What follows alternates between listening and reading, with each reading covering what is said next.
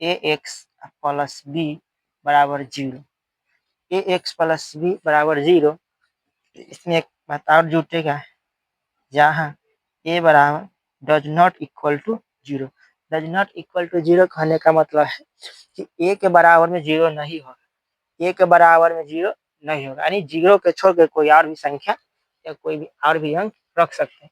क्योंकि अगर यहाँ देखिए, ये व्यापक रूप है, यानी पहचानने का तरीका ऐसा लिखा हुआ रहेगा तो हम लोग इसको देख के कहेंगे कि रैखिक बहुपद है।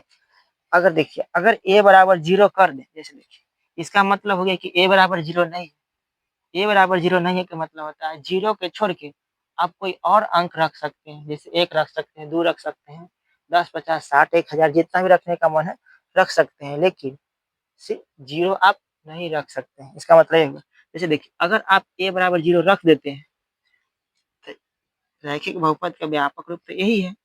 अगर ए बराबर 0 है तो इसका मतलब होता है कि जहाँ ए होगा ना, वहाँ हम लोग 0 रखेंगे। देखिए रखिए, ए है तो यहाँ हम लोग रखेंगे 0 गुना एक्स प्लस बी बराबर 0।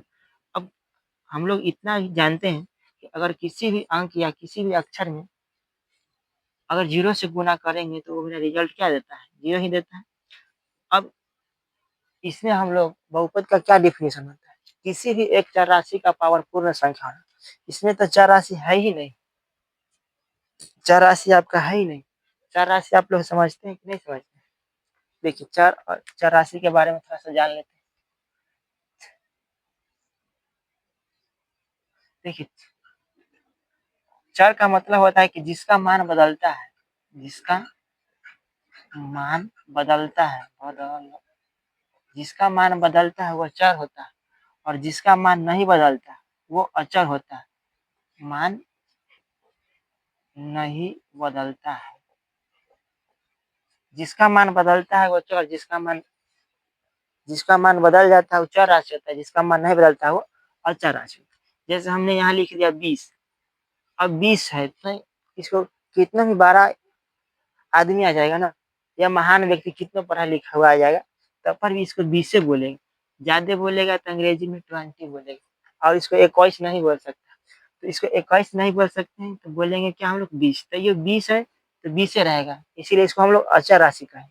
अगर हम यहाँ 20 और 20 के साथ कोई भी एक्स वाई जेड अगर सटा देते हैं तो ये चर राशि है। चर राशि क्यों होगा? क्योंकि हम लोग जानते हैं कि अगर एक्स के बदले अगर हम 1 लिख दें, 2 लिख दें, 3 लिख दें, 4 लिख दें, यानी एक्स की जगह पर रखेंगे तो इसका मान बदलेगा। तो चर और अचर में यही फर्क रहता है।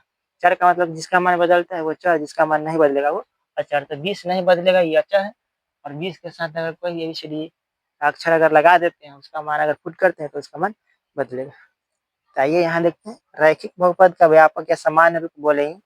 कोई भी व्यक्ति पूछेगा तो आप लोग बताइएगा एक्स प्लस बी बराबर 0, जहाँ ए बराबर डज नॉट इक्वल टू 0, यानी ए बराबर 0 नहीं है। ये आंसर है, एरो में जो भी हम लिखाएंगे वो आपका आंसर होगा। क्वेश्चन कोई दूसरा व्यक्ति करेंगे या हम करेंगे। अब देखिए इसमें तो ए एक्स प्लस बी बराबर 0, अगर हम ए एक्स प्लस में बी है ना उधर भेजेंगे तो कथी हो जाएगा, माइनस। तो हम यहाँ से चर का मान निकाल सकते हैं, माइनस बी बटा ए। तो रैखिक बहुपद में अगर चर का मान पूछेगा तो आप बोलिएगा माइनस बी बटा ए होता। इसका अगर एक स्क्रीनशॉट लेना चाहते हैं तो ले लीजिए।